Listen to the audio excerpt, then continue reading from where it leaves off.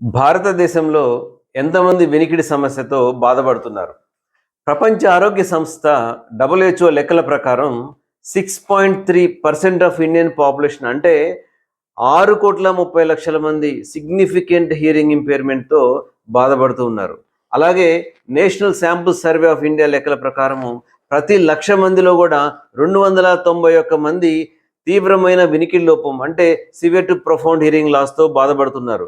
కాబట్టి ఇంతమంది వినికిడి లోపంతో బాధపడుతున్నప్పుడు వాళ్ళందరికీ సరైన ట్రీట్మెంటు, అవేర్నెస్ తీసుకురావడం కోసము మనము decibel dash run for hearing Gachibowli స్టేడియంలో మార్చి 2వ తారీఖున నిర్వహించడం జరుగుతున్నది.